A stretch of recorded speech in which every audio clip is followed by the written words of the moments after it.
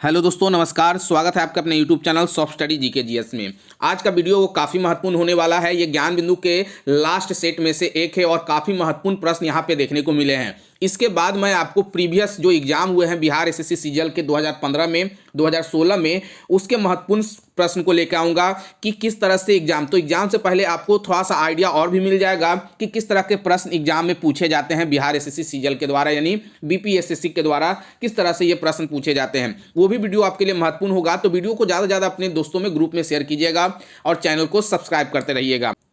तो पहला प्रश्न है आज का कि तबकात अकबरी किसने लिखी थी। तबकात अकबरी किसके द्वारा लिखा गया?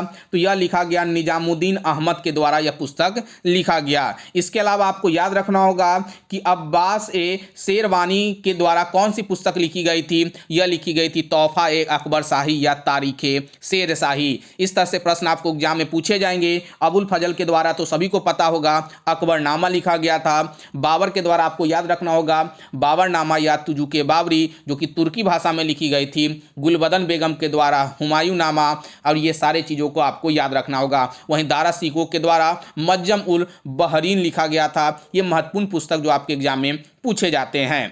नेक्स्ट है कि विठोबा भक्ति सिद्धांत के प्रवर्तक कौन थे? विठोबा भक्ति सिद्धांत के प्रवर्तक कौन थे? तो ये हो जाएंगे नामदेव। याद रखिएगा, भक्ति आंदोलन से प्रश्न जरूर, एक प्रश्न तो भक्ति आंदोलन से आपको जरूर पूछे जाएंगे, इस बात को जरूर याद रखिएगा। तो भक्ति आंदोलन को जरूर एक बार रिवाइज करके जाइएगा, पढ़ कर जाइएगा। राष्ट्रीय ऊर्जा संरक्षण दिवस कब मनाया जाता है? राष्ट्रीय ऊर्जा संरक्षण दिवस हम लोग 14 दिसंबर को मनाते हैं। और दिसंबर के महीने में जो एग्जाम होने वाला है, तो हो सकता है कि आपसे दिसंबर के और नवंबर के महीने का आपसे दिवस जरूर पूछे जा सकते हैं। इन बातों को भी आप याद रखिएगा। तो 14 दिसंबर को कौन सा दिवस मनाया गया है? तो राष्ट्रीय ऊर्जा संरक्षण दिवस 14 दिसंबर को मनाया गया है। नागरिकता संबंधी प्रावधान भारतीय संविधान के किस भाग में है? तो नागरिकता, तो ये तो सभी को पता होगा। नागरिकता किस में है? तो भाग 2 में है। नागरिकता किस में है? तो वो भाग 2 है, 5 से 11। राज्य का सर्वोच्च विधि अधिकारी कौन होता है? तो राज्य का जो सर्वोच्च विधि अधिकारी होता है उसे हम लोग महाधिवक्ता कहते हैं, उसे हम लोग एडवोकेट जनरल कहते हैं। याद रखिएगा, ये भी प्रश्न एग्जाम में पूछे गए हैं।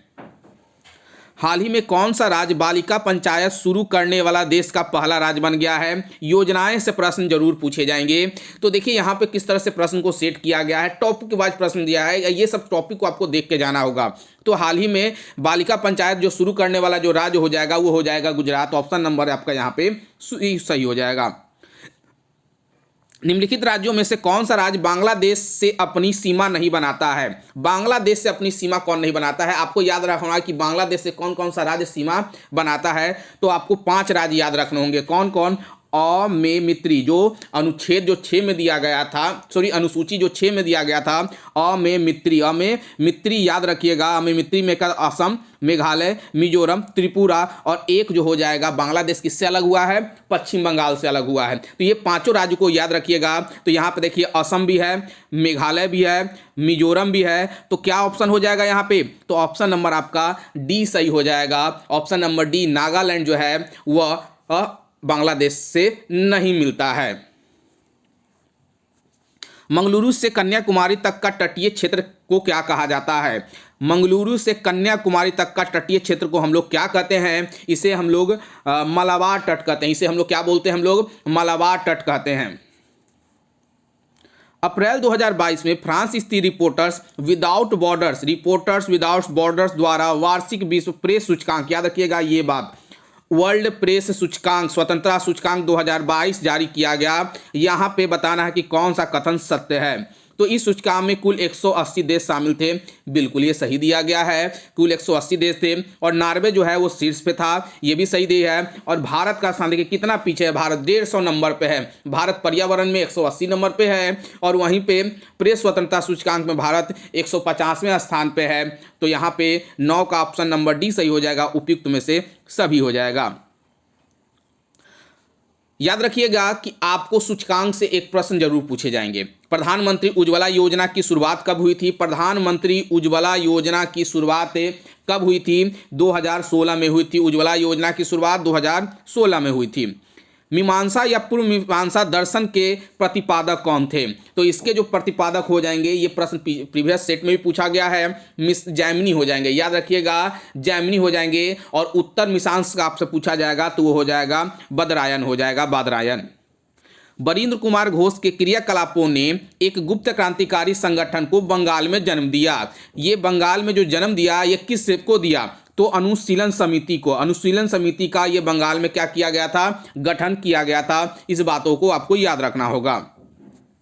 इंडोनेशिया की नई राजधानी के संबंध में कौन सा विकल्प सत्य नहीं, यहाँ पे पूछा जा रहा है कि कौन सा विकल्प जो है वो सत्य नहीं है। तो 18 जनवरी 2022 को इंडोनेशिया की संसद ने देश की नई राजधानी को विधेयक को मंजूरी दी। बिल्कुल, इंडोनेशिया की नई राजधानी घोषित की गई है जिसका नाम रखा गया है नुसंतारा रखा गया है। क्या रखा गया है? नुसंतारा रखा गया है। तो 1 और 2 तो सही हो जाएगा। नुसंतारा पूर्वी कालीमंतन क्षेत्र में स्थित है जो कि बोर्नियो द्वीप का हिस्सा है। ये भी सही है कि बोर्नियो द्वीप का ये हिस्सा है। और नई राजधानी का विकास 3 चरणों में किया जाएगा, ये गलत है।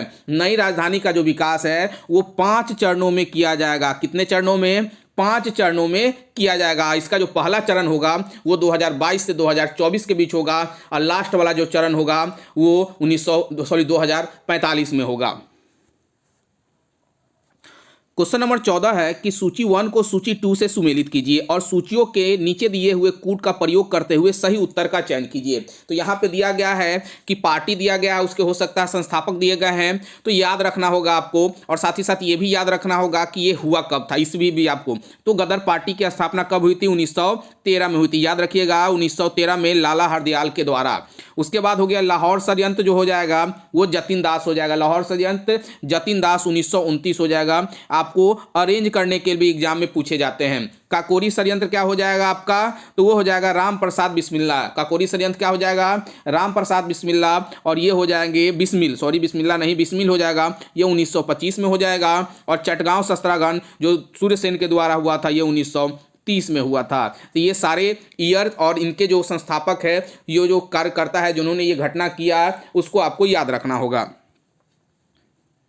इजराइल के संसद को क्या कहा जाता है? संसद, याद रखिएगा कि संसद से भी एक प्रश्न आपके एग्जाम में पूछे जा सकते हैं। तो इजराइल के संसद को नेसेट कहा जाता है या द नेसेट कहा जाता है, याद रखिएगा। ऑप्शन नंबर डी सही हो जाएगा। हुल या संथाल विद्रोह का नेतृत्व किसने किया था? संथाल विद्रोह का नेतृत्व सिद्धू और कानू के द्वारा यह किया गया था। ऑप्शन नंबर आपका बी सही हो जाएगा। ये कब हुआ था? 1855-56 के आसपास हुआ था, याद रखिएगा 1855-56 में ये घटना घटा था। भारत में राष्ट्रपति चुना जाता है। भारत में राष्ट्रपति चुना जाता है किसके द्वारा? तो संसद सदस्यों के द्वारा और संसद सदस्यों यानी निर्वाचित सांसदों के द्वारा और विधानसभा के सदस्यों के द्वारा। ऑप्शन नंबर यहां पर डी सही हो जाएगा। 17 का ऑप्शन नंबर आपका डी सही हो जाएगा। राष्ट्रपति के रूप में निर्वाचित होने वाली भारत की प्रथम आदिवासी महिला कौन बनी है? तो ये तो अभी सभी को मालूम होगा कि द्रौपदी मुर्मू जो होगी है भारत की प्रथम आदिवासी महिला राष्ट्रपति निर्वाचित हुई है, याद रखिएगा। भारत के उच्चतम न्यायालय में न्यायाधीशों की संख्या में वृद्धि करने की शक्ति किसमें निहित है? यहाँ पे बताया गया है कि ये किसमें निहित है? तो ये संसद में निहित है। 19 का ऑप्शन नंबर ए सही हो जाएगा। संसद में यह निहित है कि उच्चतम न्यायालय के न्यायाधीशों की संख्या कितनी होनी चाहिए या उसको बढ़ा सकते हैं। गंधार कला शैली, याद रखिए गंधार कला शैली किसका मिश्रण है? तो यह किसका मिश्रण है? तो यह इंडो ग्रीक का मिश्रण है। 20 का ऑप्शन नंबर हमारा यहाँ पे सी सही हो जाएगा। इंडो ग्रीक का यह मिश्रण है। बद्दू जनजाति, जनजाति से भी एक प्रश्न आपको जरूर पूछे जाएंगे। तो बद्दू जनजाति किस क्षेत्र में निवास करती है? तो 21 का ऑप्शन नंबर डी हो जाएगा। सहारा मरुस्थल। और कहाँ पे है? तो अफ्रीका में है ये। नेचीफू सुरंग किस राज्य या केंद्र शासित प्रदेश से संबंधित है? नेचीफू सुरंग नाम ही से पता चल रहा है, आप इससे आसानी से लगा सकते हैं क्या उत्तराखंड में होगा। नेचीफू कहाँ पे है? उत्तराखंड में होगा। 17 सितंबर 2022 को प्रधानमंत्री नरेंद्र मोदी ने भारत में नामीबिया से लाए गए जंगली चीतों को किस नेशनल पार्क में रखा था? वीवीआई प्रश्न है ये प्रश्न हो सकता है आपके एग्जाम में पूछे जाएंगे। कूनो नेशनल पार्क, याद रखिएगा कूनो नेशनल पार्क। और ये है कहाँ पे? एमपी में है, मध्य प्रदेश में है, याद रखिएगा मध्य प्रदेश। और मध्य प्रदेश के मुख्यमंत्री और राज्यपाल जरूर याद करके आप जाइएगा कौन है। निम्नलिखित में से कौन सी समिति भारत में बैंकिंग क्षेत्र में सुधारों से संबंधित है? बैंकिंग क्षेत्रों के सुधारों से संबंधित कौन सी समिति हो जाएगी? 24 का ऑप्शन नंबर डी नरसिम्हन समिति हो जाएगा। ऑप्शन नंबर डी सही हो जाएगा। इसके अलावा कस्तूरी रंगन, तेंदुलकर और चलैया, ये सभी को आपको याद जरूर करना होगा। कांवरतल आदि भूमि कांवर झील किस राज्य में स्थित है? कांवर झील किस राज्य में है? तो ये बिहार राज्य में है। और एक चीज और याद रखिएगा आप लोग कि रामसर स्थल जो अभी 75 टोटल रामसर स्थल हुए हैं, वो 75 को आपको 75 को नहीं, जो 2021 और 2022 में कुल 28 रामसर स्थलों को में भारत के जो भी है उसको रामसर स्थलों में शामिल जो किया गया है उसको आपको याद रखना होगा। ठीक है, तो जो 28 है 28 का नाम आपको और राज्य जरूर याद रखेंगे। पूछ दिया जाएगा कि ये रामसर स्थल किस राज्य में है, याद रखिएगा आप।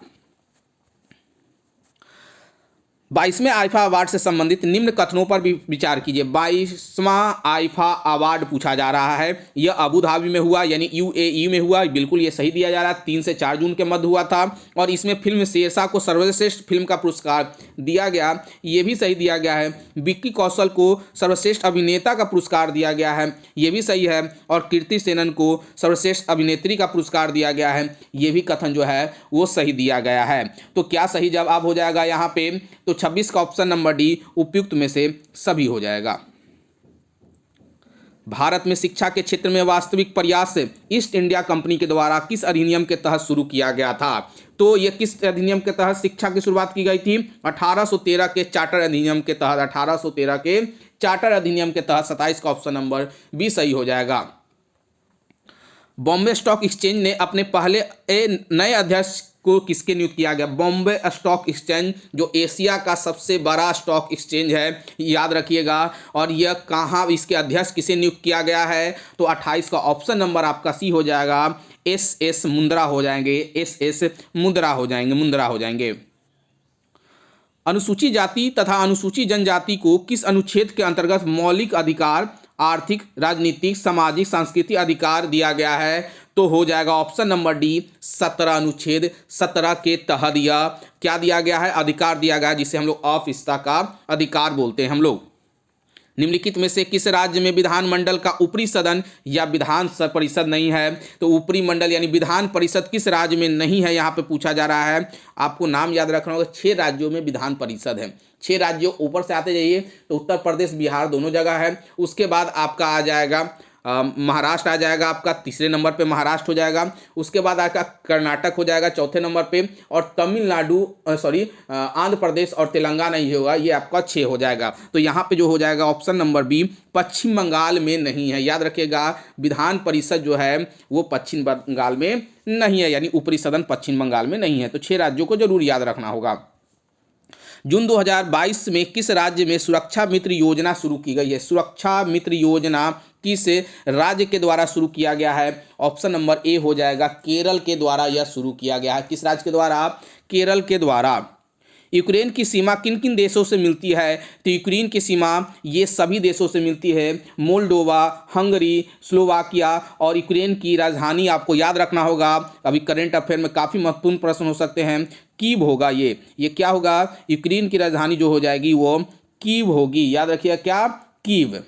और यहाँ की मुद्रा भी आपको याद रखना होगा, जिसकी मुद्रा का नाम है टिविनिया कहा जाता है। यूक्रेन की मुद्रा का नाम टिविनिया। निम्नलिखित में से कौन सा असत्य है? असत्य बताया जाए। हेलिना स्कॉर्पियन श्रेणी की पनडुब्बी है, ये असत्य है। हेलिना जो है वो स्कॉर्पियन श्रेणी की पनडुब्बी नहीं है, यह टैंक रोधी मिसाइल है। यह टैंक रोधी क्या है? एक मिसाइल है, पनडुब्बी नहीं है, एक मिसाइल है। तो ऑप्शन नंबर ए जो है वो असत्य दिया है। बाकी नामों को पढ़ लेते हैं। Barak 8 surface to air missile है, पिनाक रॉकेट है, चिनूक हेलीकॉप्टर है। ये बातों को याद रखिएगा।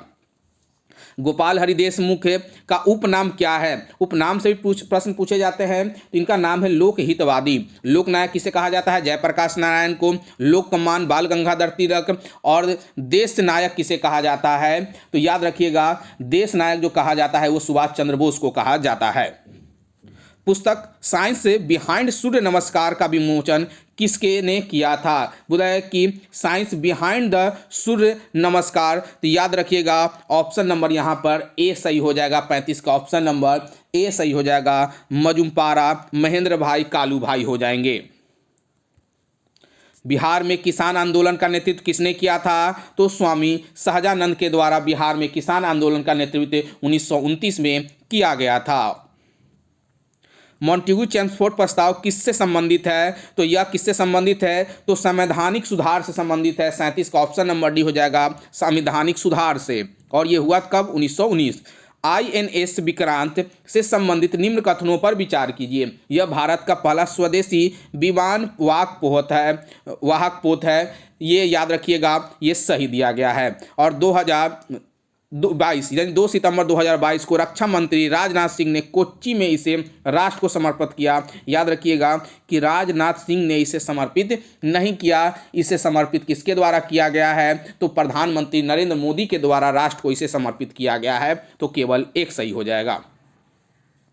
एशिया कप 2022 के संबंध में निम्न कथनों पर विचार कीजिए। तो देखते हैं एशिया कप कहाँ हुआ था? सही दिया गया है, UAE में हुआ था। एशिया कप का खिताब श्रीलंका ने जीता, जो पाकिस्तान को पराजित करके श्रीलंका 5वीं बार एशिया कप विजेता बना है। ये गलत है, श्रीलंका 6ठी बार ये बना है, 5 बार वनडे में और 1 बार जो हुआ वो T20 में हो जाएगा।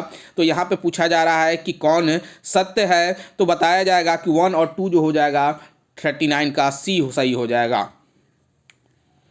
किस मगध सम्राट ने मगध की राजधानी राजगिरी से पाटलिपुत्रा कर दिया? अजात शत्रु ने अपनी राजधानी राजगिरी से पाटलिपुत्रा कर दिया, याद रखिएगा।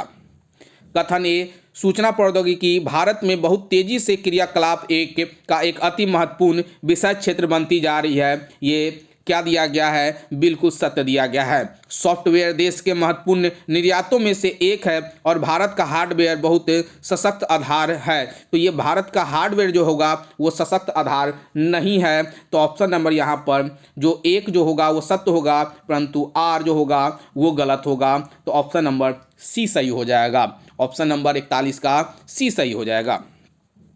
भारत के संविधान में निम्नलिखित में से कौन सा अनुच्छेद यूनिफॉर्म सिविल कोड से संबंधित है? यूनिफॉर्म सिविल कोड याद रखिएगा 42 का ऑप्शन नंबर बी अनुच्छेद 44 हो जाएगा। केंद्रीय विधानसभा में बम फेंका था, किसने बम फेंका था? तो ये बम जो फेंका गया था वो भगत सिंह और बटुकेश्वर दत्त के द्वारा फेंका गया था। ऑप्शन नंबर C सही हो जाएगा। निम्नलिखित शासकों में से किस एक ने 4 अश्वमेध का संपादन किया था? तो याद रखिएगा परवरसेन प्रथम के द्वारा 4 अश्वमेध यज्ञ किए गए थे। पुष्यमित्र शुंग ने 2 अश्वमेध यज्ञ किए थे और समुद्रगुप्त ने 1 अश्वमेध यज्ञ किए थे। ये सभी बातों को आपको याद रखना होगा। 44 का ऑप्शन नंबर आपका बी सही हो जाएगा। निम्नलिखित में से भारत के पूर्वी तट पर स्थित सबसे बड़ी लैगून झील कौन सी है? तो चिल्का जो है वो उड़ीसा में है, जो कि भारत की सबसे बड़ी लैगून झील है जो पूर्वी तट पे है। वर्ष 2023 में G20 शिखर सम्मेलन कहाँ पे प्रस्तावित किया गया है? तो यह भारत के जम्मू कश्मीर में प्रस्तावित किया गया है, भारत के जम्मू कश्मीर में। और वर्ष 2022 का ये शिखर सम्मेलन कहाँ हुआ है? तो बाली इंडोनेशिया में। 22 से बाली याद रखिएगा। निम्नलिखित में से कौन सी कथन सही नहीं है? कांगो या जायरे नदी भूमध्य रेखा को 2 बार काटती है, ये सही है या 2 बार पार करती है। लिम्पोपो नदी मकर रेखा को 2 बार पार करती है, ये भी सही है। माही नदी कर्क रेखा को 2 बार काटती है, ये भी सही है। और नील नदी कर्क रेखा को 2 बार काटती है, ये गलत दिया गया है। नील नदी जो है वो भूमध्य रेखा को 1 बार और कर्क रेखा को 1 बार काटती है, यानी नील नदी ऐसी है जो भूमध्य रेखा और कर्क रेखा दोनों को काटती है। तो ऑप्शन नंबर यहाँ पर डी सही हो जाएगा। माउंट केलीमेंटू किस देश का प्रमुख ज्वालामुखी है? माउंट केलीमुटू जो है वो कहाँ का हो जाएगा? 48 का ऑप्शन नंबर सी इंडोनेशिया हो जाएगा। फ्यूजी प्लेट कहाँ स्थित है? फ्यूजी प्लेट पूछा जा रहा है, यह ऑस्ट्रेलिया के उत्तर पूर्वी में स्थित है। भारत का प्रथम वायसराय कौन थे? भारत के प्रथम वायसराय कौन हो जाएंगे? Option number A Lord Canning हो जाएंगे भारत के प्रथम वायसराय। इनका कार्यकाल 1856 से लेकर के 1862 तक था।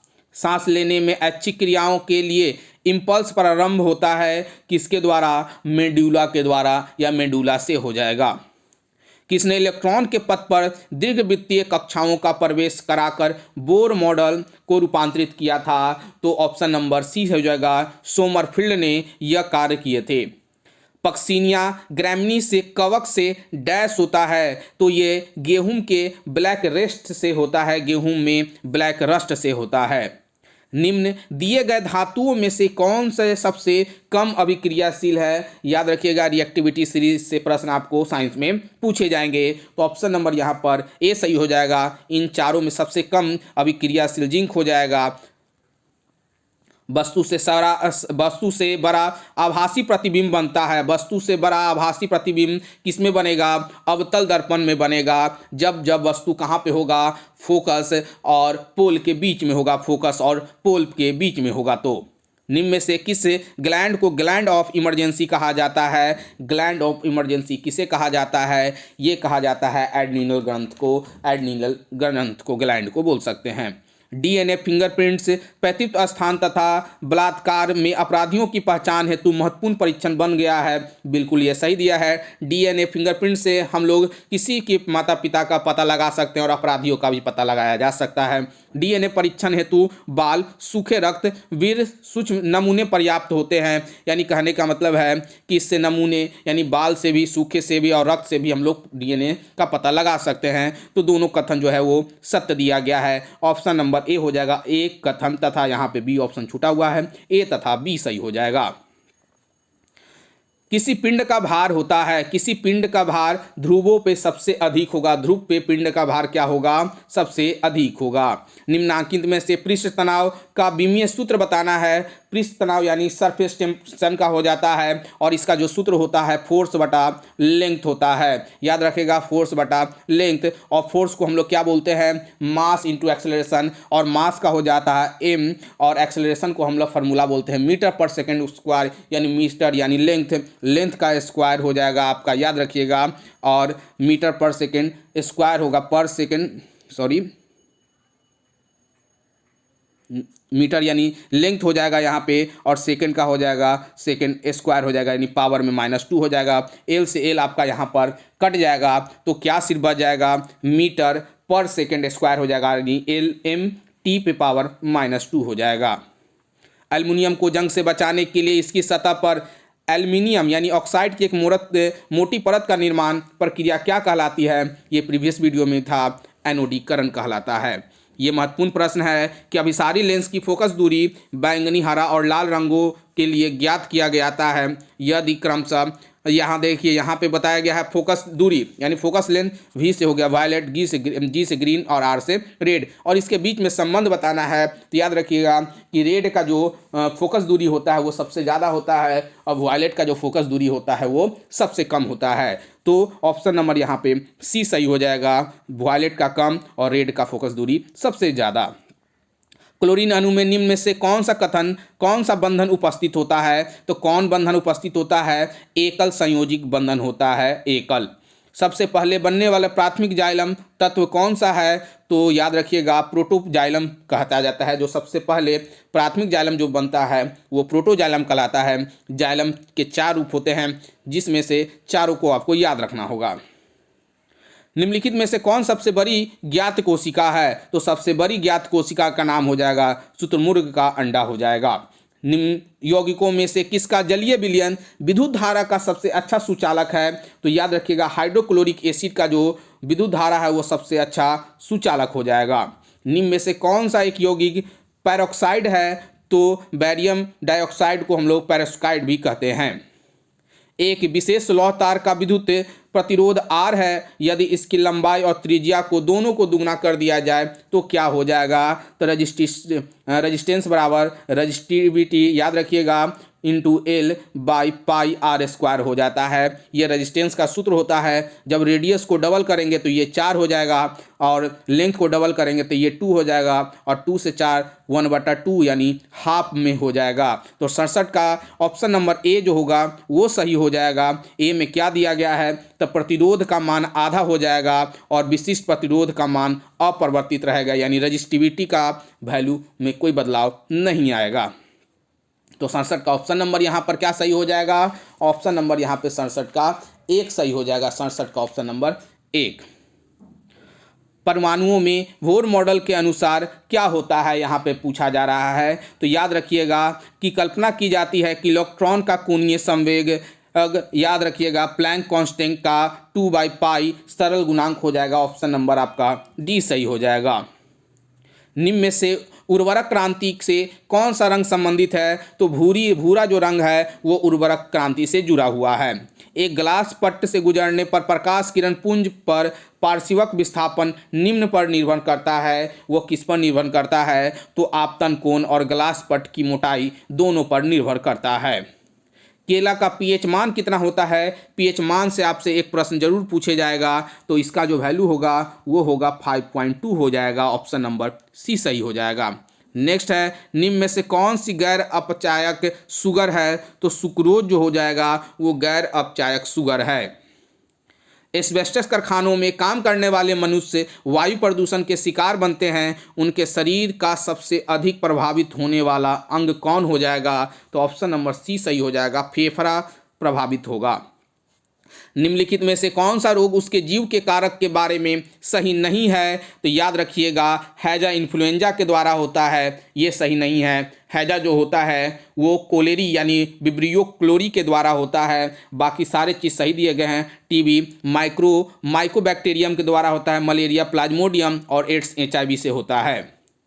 आज का लास्ट प्रश्न है, इसके बाद हम लोग प्रीवियस सेट को हम लोग कवर करेंगे जो 2015-2016 में जो पूछे गए हैं बिहार SSC सीजीएल में, और काफ़ी महत्वपूर्ण होगा रिवीजन के लिए। तो विद्युत क्षेत्र के किसी बिंदु पर विभव यानी V वोल्ट है, उस बिंदु पर स्थित कूलम यानी Q, कूलम यानी कूलम आवेश को हम लोग क्या बोलते हैं? Q से डिनोट करते हैं। उसकी स्थिति ऊर्जा पूछी जा रही है, यानी उसकी पोटेंशियल एनर्जी पूछी जा रही है। तो उसकी पोटेंशियल एनर्जी क्या हो जाएगी? तो याद रखिएगा कि पोटेंशियल एनर्जी उसकी क्या हो जाएगी? Q इंटू V हो जाएगी, यानी कूलम और पोटेंशियल डिफरेंसेज हो जाएगा। ऑप्शन नंबर आपका बी सही हो जाएगा। तो ये महत्वपूर्ण प्रश्न थे। नेक्स्ट वीडियो में हम मिलते हैं प्रीवियस ईयर के महत्वपूर्ण प्रश्न, और हमारा जो यहाँ पे 15 सेट दिए गए हैं ज्ञान बिंदु के, तो आप उस प्रश्नों को क्या कर लीजिएगा, एक बार जरूर रिवाइज कर लीजिएगा। गारंटी देते हैं कि आपके एग्जाम काफ़ी अच्छा जाएगा, क्योंकि काफ़ी अच्छे अच्छे प्रश्न यहाँ पे दिए गए हैं जो आपके डायरेक्ट बिहार के द्वारा जितने भी एग्जाम में प्रश्न पूछे जाते हैं लगभग उसी तरह का प्रश्न यहाँ पे सेट किया गया है। तो वीडियो को ज़्यादा से ज़्यादा अपने दोस्तों में और ग्रुप में शेयर कीजिएगा, और चैनल को सब्सक्राइब भी। धन्यवाद।